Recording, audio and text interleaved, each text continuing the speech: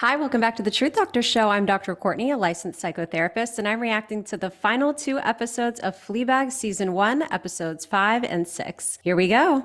Dad books us boob appointments once a year to make sure our tits don't turn on us like Mum's did. It's a bit of a hassle, but at the end of the day, it's nice to be touched. Bet you look forward to seeing Claire. I check for cancerous lumps in mammary glands.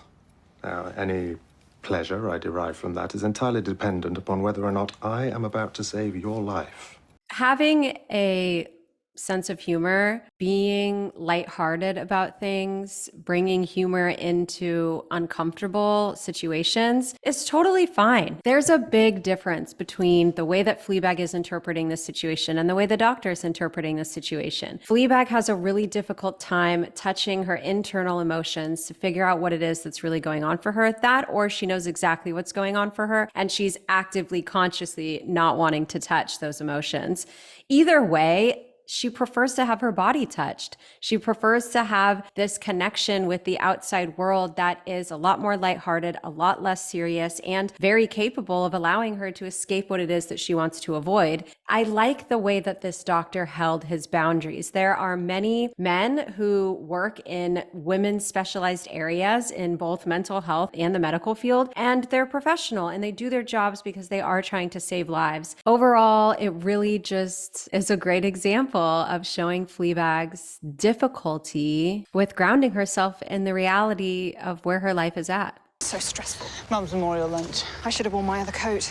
Visiting Dad is hell for Claire. I see it more as a sport. Girls. Gotta hand it to her. Hi. How lovely. Aren't they stunning? Oh, let's just leave them there. I hope you don't mind my being here, but my Pilates fell through. Oh, of course. No, it's lovely. But my Sad Pilates day. fell Sad, through. sad day. Let's talk about the godmother. She has really represented a barrier in this family, and I think that the sisters have perceived her as a barrier. She has these ways of exuding judgment that come off like maybe she's not trying to be judgmental, and they haven't shown too much of her character, so it is hard to tell what's really going on underneath this character that is the godmother. And it is important to acknowledge what she symbolizes. It's okay for Fleabag and Claire's father to want to move on in his marriage, and it really hasn't been that long since their mother has passed. And so I think what's really going on here is this tricky dynamic between all of these different lives that are converging as a result of knowing another life that has passed away and trying to figure out how to manage it all with everybody's emotions being respected and understood. And that's the key problem, is that everybody's emotions are not being respected and understood. And likely part of that has to do with the fact that everyone is refusing to look at their own stuff. I'm very excited to meet your new chap. Is he? Oh, no, he's a different one. Did you talk to Dr. Samuels about you? He really struggles. Yes. And they're happy? They're It's getting sad along? to see. All right. Say a few words about your mother. Ignore me. Ignore me. Ignore me. This day is not an easy one. Ooh. Cheers. To Mum. To Mum. To Margaret. She used to take the girls around the park and point at the, Oh, the squirrel voices were the best. Run! Run! Fucking run! Run! Run! Run! Yes, yes. My ex did a similar thing, voices and fun.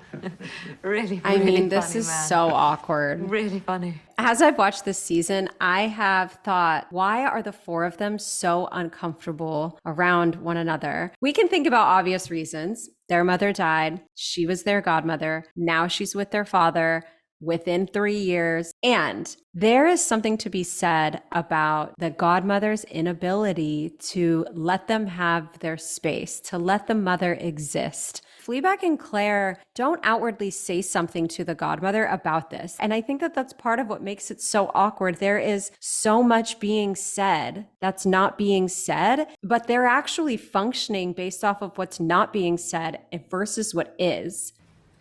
So are you going to Finland? You're going to have to talk to me eventually. Just put it back where you got it from, okay? No! Go. No. Oh, okay. I like that Claire pushed Fleabag in the same way that Fleabag pushes Claire. They really do have a good sibling relationship. I would certainly say that. Unconventional, sure. Is everything okay with Martin? But why would they have that conversation in the You've studio? invited someone today? Go back Yeah, downstairs. it's horrifically hot. You're going to puke when you see him. Hey, do you think she's ever painted Dad naked? I think you should take your nose out of other people's marriages.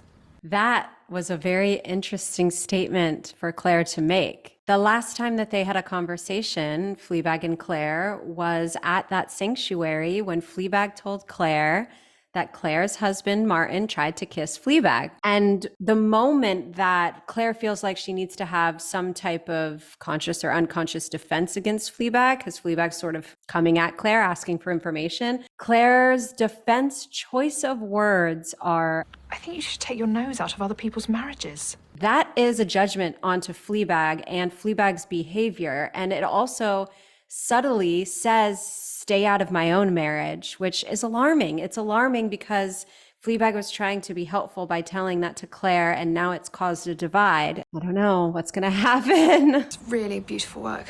Thank you. Let me show you to the loo. Oh, that's all right. We grew up in this house.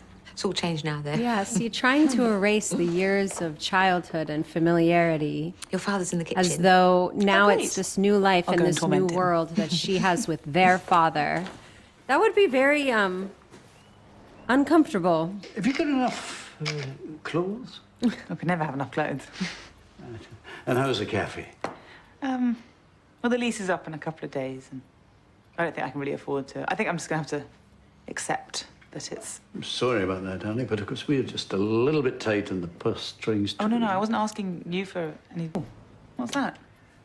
Oh, that's just a tiny little house we're buying in France. Lovely. Yeah, We haven't been able to just buy wanted to talk to anything or you do anything except for buy a about house in this, France that you didn't know anything exhibition. about. We don't know at this point what his marriage was like with their mother. We don't know how he is grieving. We don't know how difficult it was for him to lose his wife and his life partner that he raised 2 children with. What we do know is that he now is with their godmother, and he presents as someone who feels very nervous and very anxious and very apprehensive when it comes to having conversations with his daughters, asking them how they're doing, trying to take care of them while also trying to live his own life in this new relationship and try to find a balance there. And may feel as though he's done the wrong thing by finding this new relationship and by being happy. And although he obviously doesn't think he's done the wrong thing or else he wouldn't be in the relationship, but he feels sometimes as though he's done the wrong thing, likely because of the pushback and the awkwardness that happens when they're all in a room together. 5-second rule. No, I have never bought into that rule. That's disgusting. I mean, I didn't want to show off, but This guy again. She used to be our godmother. Still am. But then their parents split up. Mum died. And we just Yeah. became even closer friends. Some elements of the work that I wanted to talk to you about. It's a sex-hibition. But don't panic, it's nothing scary. It's simply a journey through my physical and sexual life. I will be touched until the day I die. And so will you, Claire. I mean, it's really Okay, all okay, that humans wait. want is to be loved and to be touched.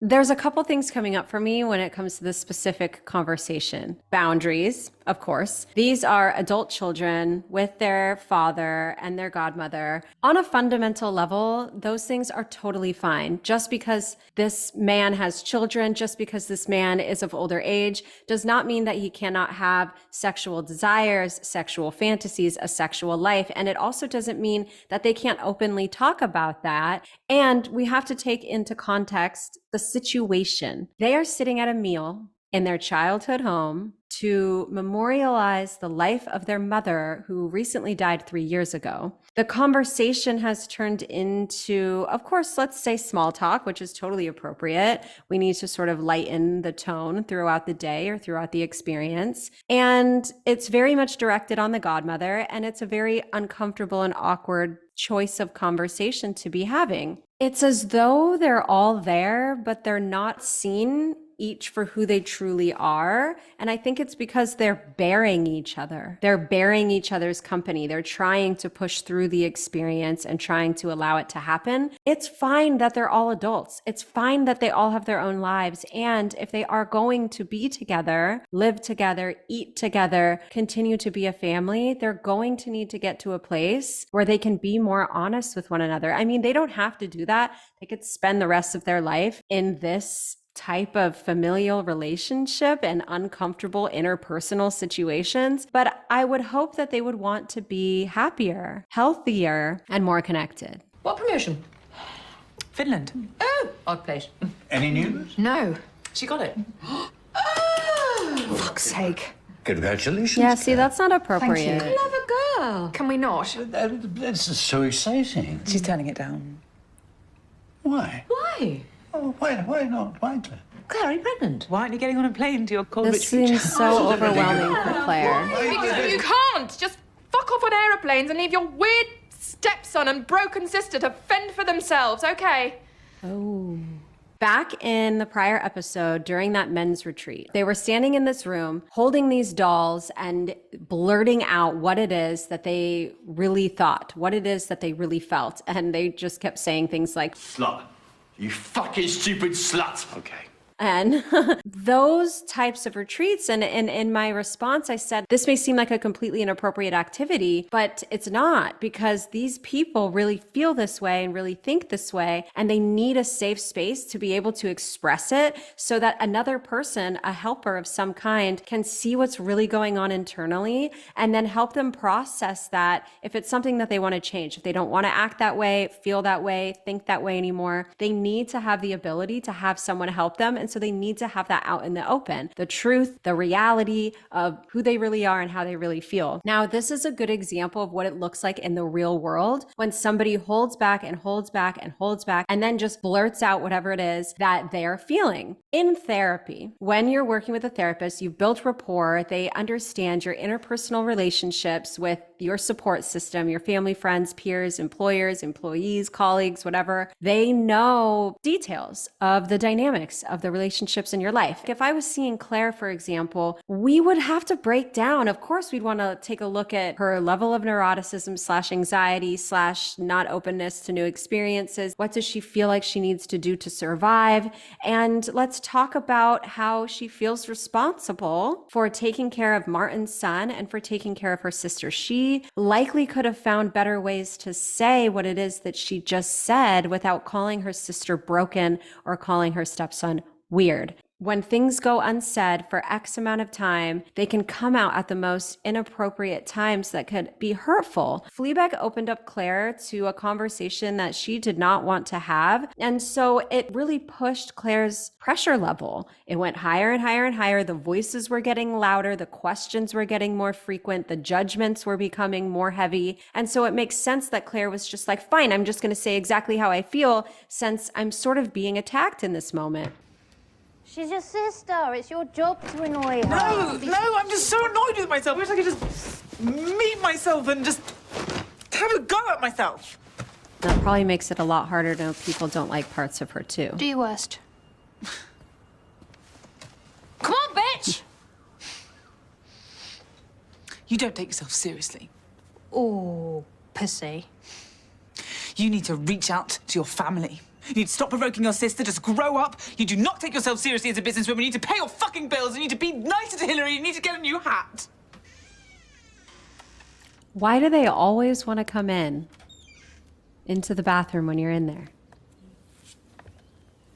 I don't get that. Don't do it, Fleabag. Oh, come on.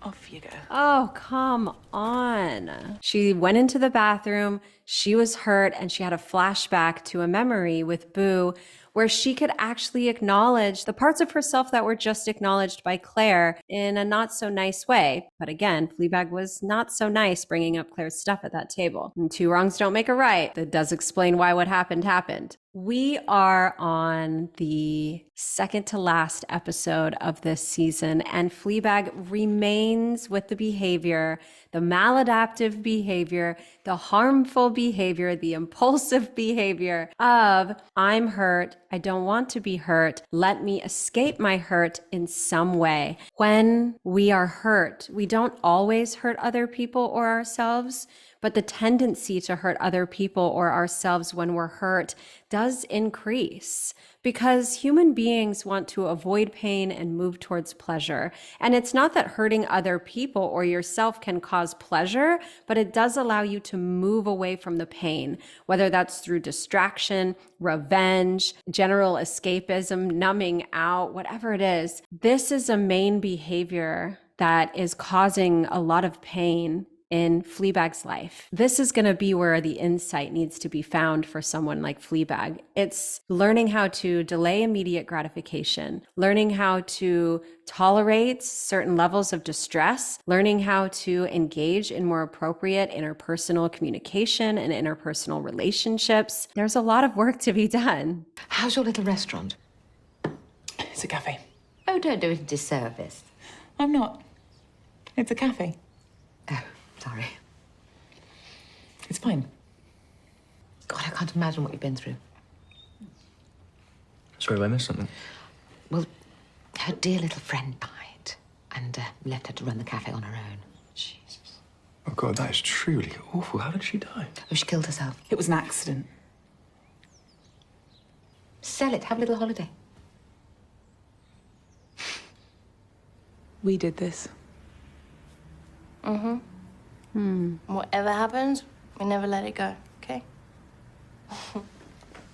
I can't imagine what you've been through. If the godmother really took that in as truth, then she would refrain or could or should from spewing details about Fleabag's life, about Fleabag's best friend dying from accidental suicide. If we cannot imagine in any shape or form the experience of another human being, we shouldn't attempt to explain it. Again, if the godmother knew that she could not imagine what Fleabag has been through, then the next step would be curiosity. The next step would be creating space for Fleabag, would be, Fleabag, what are you comfortable sharing and what are you not comfortable sharing? Instead of, I'm just going to share it all for you. Now, here's what's interesting is that Fleabag did that to Claire just a few moments before. The way that they are all treating each other is very similar. Saying things that they aren't actually believing to be the truth, not saying things that are the truth, avoiding difficult emotions, pretending to engage in positive conversations, hiding these moments of connection on the floor where they eat the food and feel like they actually connected for a moment when the godmother wasn't around. They're not living their true selves. And that sounds so fluffy to me. And it's also very true that they're not. And they're causing each other so much pain by not being compassionate and not being curious. And I'm really hoping that that changes. Oh, the sculpture turned up. Did it? Yes. Must have just toppled off the side. Well, if you rid a woman of her head and limbs, you can't expect her to do anything other than roll around. What? Oh, your father and I often say when you've had a few drinks, you're so like your mother.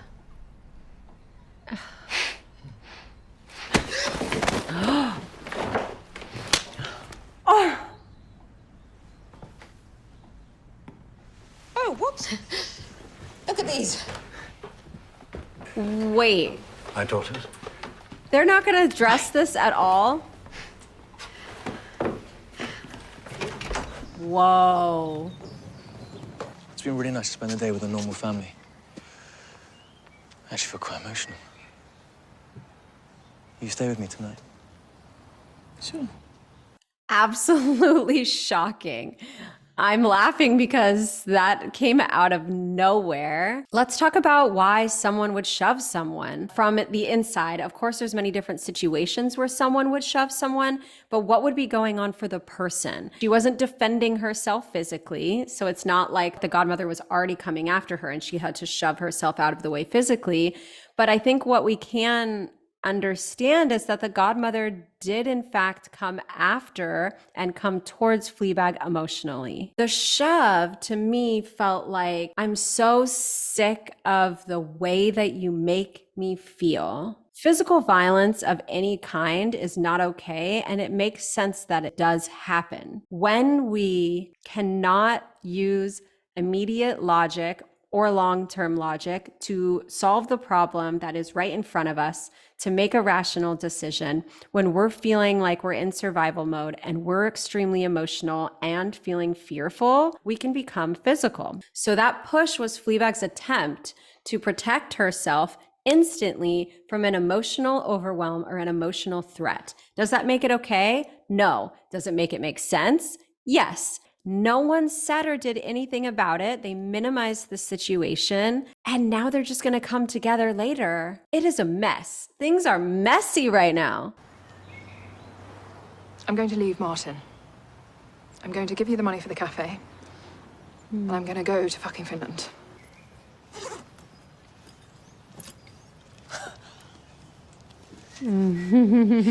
That is the coolest thing you've ever done. I know. Well, now she's certainly happy that that cat is escaping after being slapped across the face. Let's roll right into episode 6, the finale.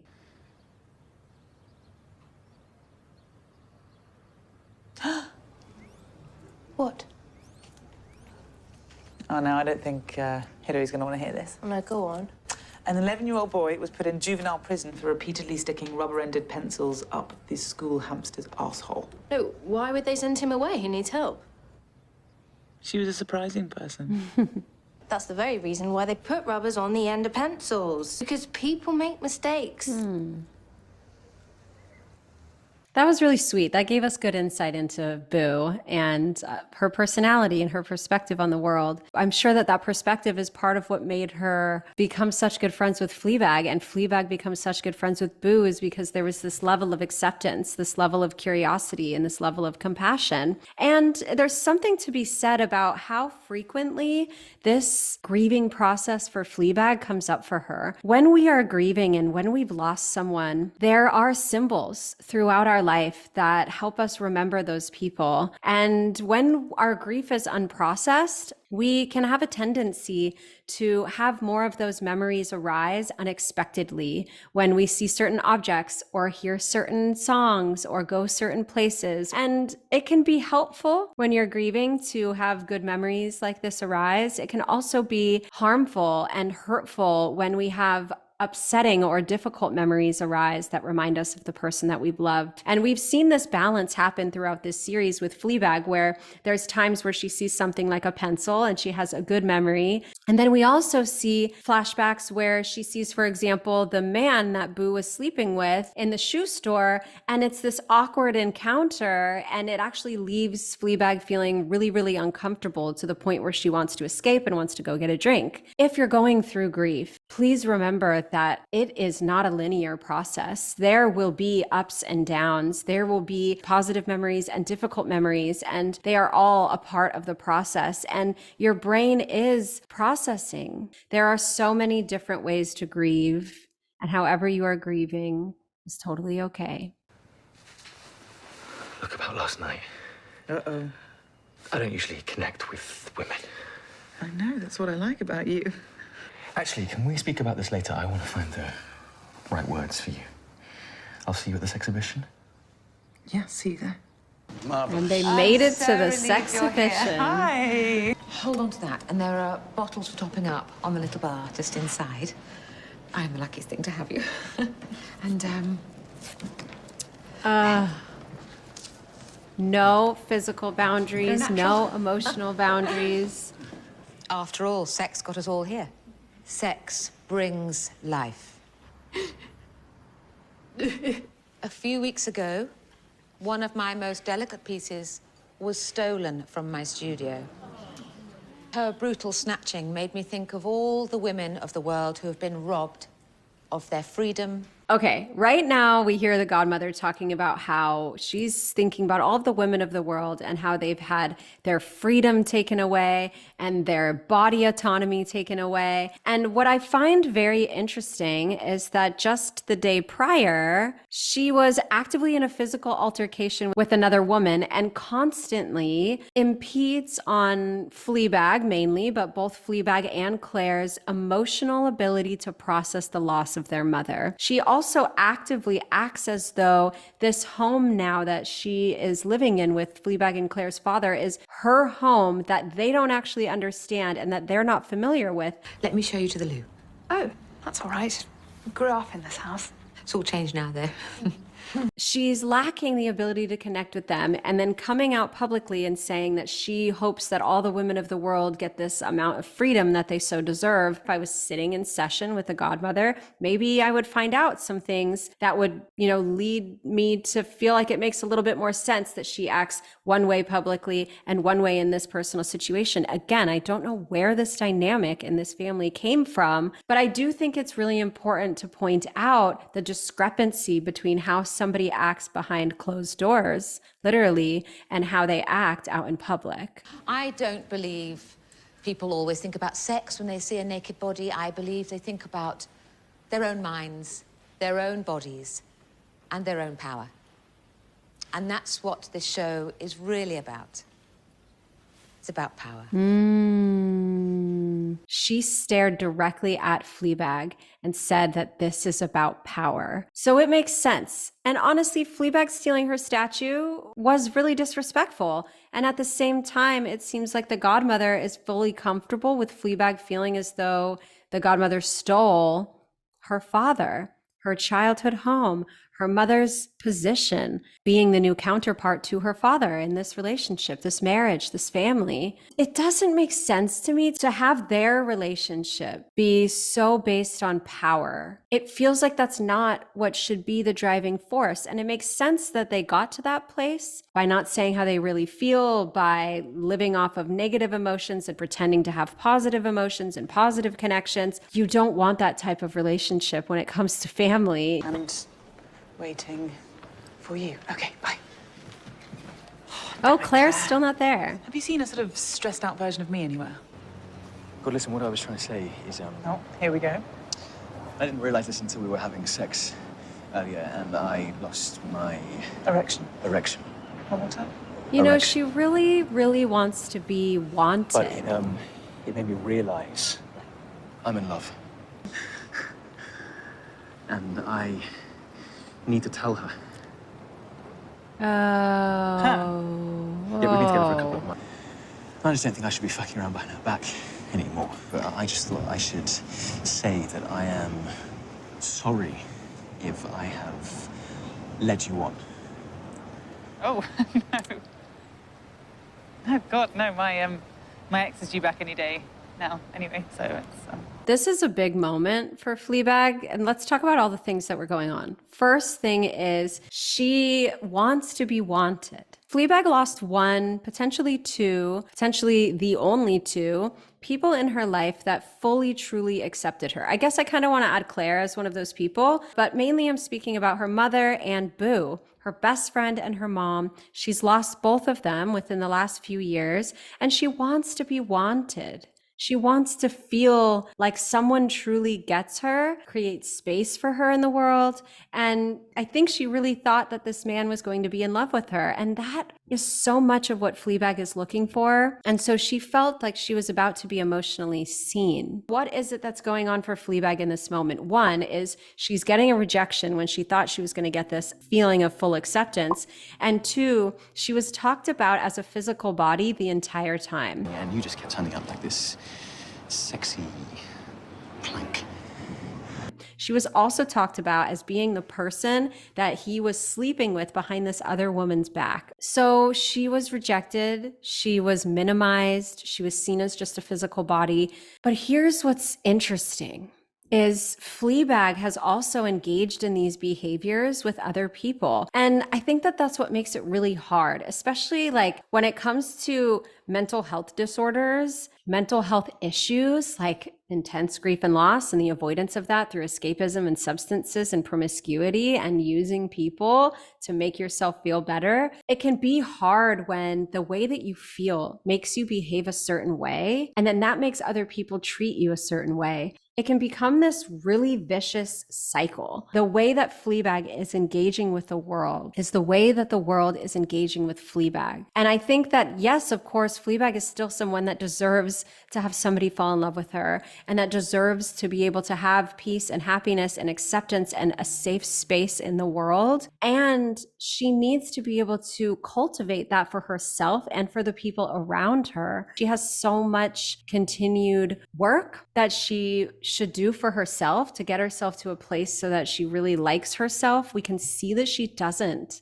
With the things that she says standing in front of her father's house, with the things that we see her say to herself when Boo is acting like her, there's a lot of internal work to be done. And just because there's a lot of internal work to be done doesn't mean that this wasn't hurtful. Harry? Is that Harry? Harry? And that's Harry? Hi. Hi. Oh, God, hi. Oh, it's so good to see you. Oh. Hi. Hi. Oh, terrible timing. Hi. Hi. I should probably go and find Elaine. She doesn't like being left on her own, so... He's still got some stuff at the flat. I've been rolling around in my lingerie all over it, waiting for you to come and collect it. Yeah. That's a good sentence that they had Harry say, where he said, I should probably go check up on Elaine. She doesn't like to be left alone. And Harry is the type of person who can be there for someone who doesn't like to be left alone. And that is exactly the situation that Fleabag is in right now. Fleabag doesn't like to be left alone. And she's been left alone by the loss of her mother, and she's been left alone by the loss of Boo, and she's been left alone by this really good-looking man who just drove away outside. It's sad that part of what Fleabag is looking for and seeking she had in Harry, and now Harry's able to give that to someone else, which he so deserves to, and Elaine deserves to have someone to take care of her needs. And I'm sure that it makes Fleabag just feel even worse about herself and her decisions, and Fleabag doesn't like feeling this way. Claire! My God, it's been hell. Where have you been?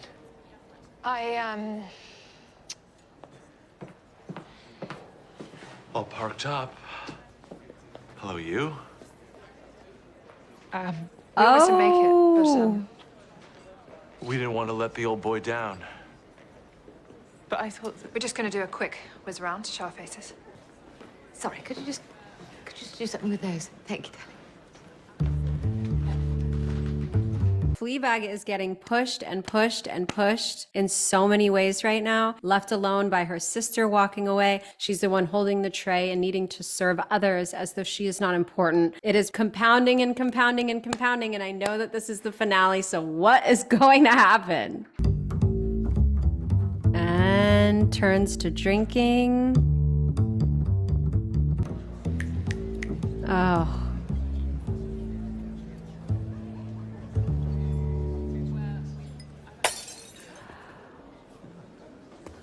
Oh, shit. Oh, God. Here we go. Oh, no. Oh. The joys of butterfingered staff. Really, stop making Calling her a spectacle of staff? yourself and clean that up. Oh, fuck off. Come on. I'm just going to say this once. I deserve to be happy. I am allowed to move on. I have a good life, and I am happy, all right?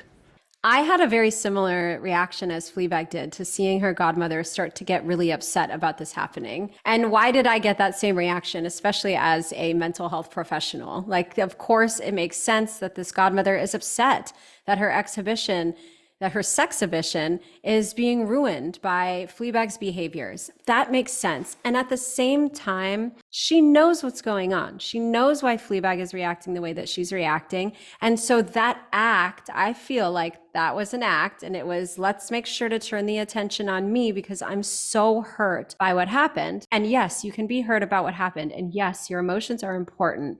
And you're using that, I think, to bypass the emotions of Fleabag and what she's trying to passively and covertly express as well. Now, that's part of the problem. Fleabag is expressing this behavior covertly, meaning she's saying she's upset by not saying she's upset and just by trashing the place. None of this behavior is okay. I love the way that the father was like, I deserve to be happy. That's so true. And you can see in Fleabag's eyes that she just wants to be happy too. And that when she's hearing her father say that, I think that you can take that as she knows that she's messed up in terms of her behaviors in that moment, in probably throughout her father's relationship with her godmother, and that she feels messed up inside. It's complicated too because Fleabag's behaviors outwardly are pushing the people that may have been there for her away because she's harming them. And that sucks. That sucks for someone that's in a situation like Fleabag, but it also really sucks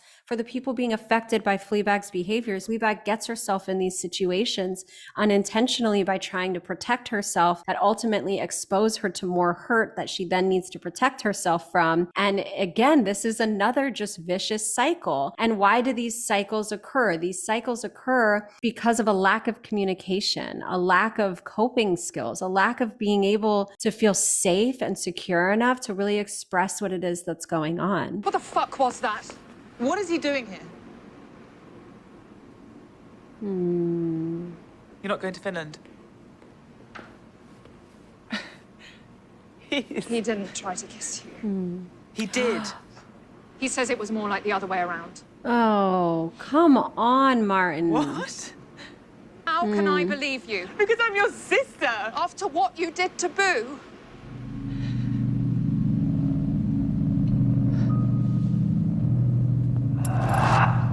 He did it with someone else. He said...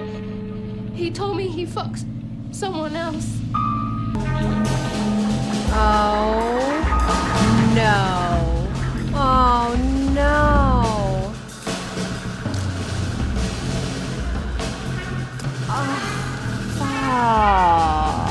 I'm gonna hurt myself. I'm gonna get hit by a bike and then hurt my finger, and then he's gonna have to come and see me in hospital. I'll be really sorry for what he did.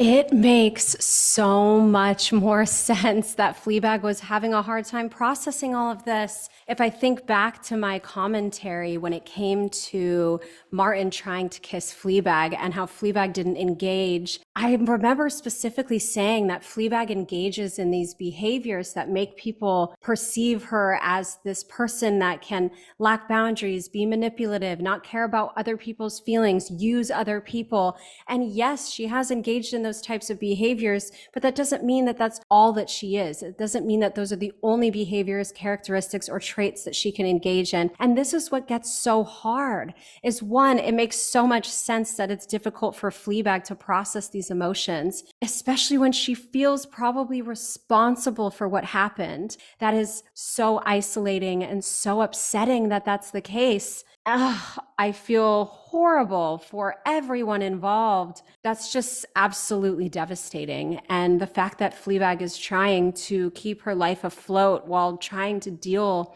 with feeling like such a terrible person and doing such hurtful things to the people that she cares about is just so significantly overwhelming. My question to Fleabag would be, what happened that night? Because that is just as important as why did you do it? We need to know what led to the behavior so that we can know how to prevent it in the future. This feels like a doorknob confession. If you're not a therapist, let me tell you what a doorknob confession is. A doorknob confession is when you have a session with a client, you spend all this time with them, and as they're reaching for the doorknob to leave, That's when they tell you the big thing that they actually wanted to talk to you about, something that really dramatically changed their life or was really traumatizing or overwhelming or just really important. And they're holding onto the doorknob saying, oh, we can address this next week. And the therapist is left there going, oh no, I really want to process this with you. This feels so important. If you saw Fleabag and you already knew that this was happening at the end, what did you think about my analysis up until this point? I wonder if she's had these behaviors throughout the entirety of her life or throughout her young adulthood forward, but she never had them maybe result in something that dramatically and drastically affected her life and the people that she loves in the way that it affected Boo. Was Fleabag already avoiding a negative emotion that led her to overdrink that led to this behavior? Or was this just a common pattern of behavior? And it was something that she was just intoxicated, engaged in her typical behavior, and it led to this result. I want to know more. I don't know where you came from. Well, you don't think we're the same? And you're stubborn. And sad. Not born sad. Some people are. You weren't. No. Oh, well, that's helpful to answer the question. I think your mother would have admired your little performance up there.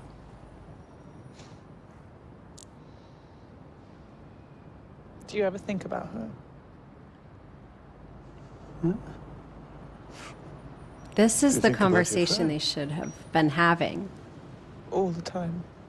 Well, I'm sorry. Yes.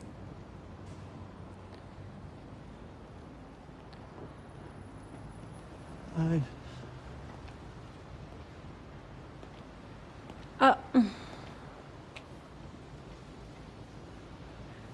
you should go. Come on. So close. This is Boo. I can't come to the phone right now, but please leave me a message. I will get it. No. No.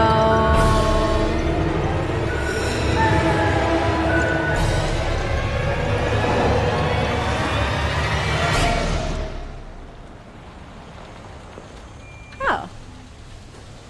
Convenient timing. Okay, two things to say here. The first thing is let's talk about being overwhelmed, being overstimulated, being hypervigilant and constantly activated by things again and again and again. Over the course of our lives, when we experience traumatic episodes, traumatic events, really emotionally provoking or emotionally shocking situations, our brain and our body remember them. If it's something that's unprocessed, what happens is out there in the world, our brain attaches to patterns, symbols, schemas, things that allow us to look at the world a certain way and keep ourselves safe. So what we've seen is that Fleabag has this fear of not being accepted, wanted, loved, seen, touched, and so on. And over and over and over again, she's experienced these things in her life that have led her to activate these negative feelings of herself again and again and again. When we take the example of how she was just having this conversation with her father, they were so potentially close to really having the type of relationship that they were supposed to have. Then the godmother comes along and he says, I think that you should leave. That is a rejection. That is a lack of attachment and a lack of attunement from parent to child. It's an inability to see Fleabag as a human being that has needs. And those needs don't have to be met by everyone, but they sure as shit should be met by father, especially when it has to do with grieving the mother, of course, among other things. And of course, we have to take Fleabag's behaviors into account, but they were bonding. And the one thing that allowed that bond to break in that moment was the godmother. So someone was chosen over Fleabag. Continuously having that wound hit and hit and hit can make us feel like it's never going to stop and it's never going to go away. And I'm really glad that she was able to get to a place where someone stopped her instead of doing something that wouldn't have solved her problems in the way that she wants them solved. Okay. I thought in the application for your loan it said you ran a cafe for guinea pigs. That's why I thought it was funny. I never thought guinea pigs needed... Just guinea pig themed. You certainly made this one very... unique. I also fucked it into liquidation. Okay. And I fucked up my family. Did you? And I fucked my friend by fucking her boyfriend. Right. And sometimes I wish sitting I with didn't all even this know that would be so fucking much. existed. And that I know that my body, as it is now, really is the only thing I have left. And when that gets old and unfuckable, I may as well just kill it. And somehow there isn't anything worse than someone who doesn't want to fuck me. You know, everyone feels like this a little bit and they're just not talking about it. Or I am completely fucking alone. I should probably, I should probably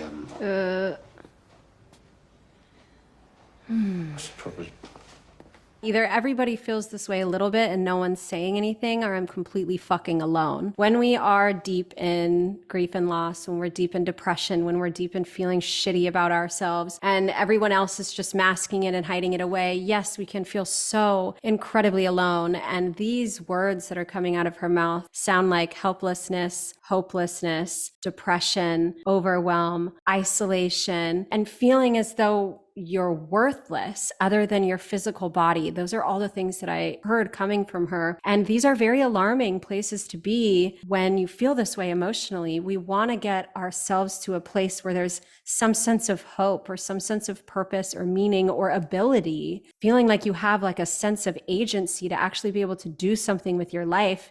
And she doesn't have that in this moment. It makes sense that she's feeling the way that she's feeling because this really is the reality of her life at this moment. It doesn't mean it can't change, but she is in touch with reality, just not all of reality, only the negative parts. And that makes it really difficult. And he came back.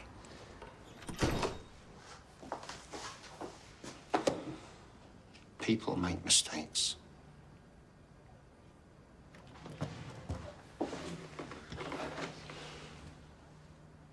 That's why they put rubbers on the ends of pencils. Aww.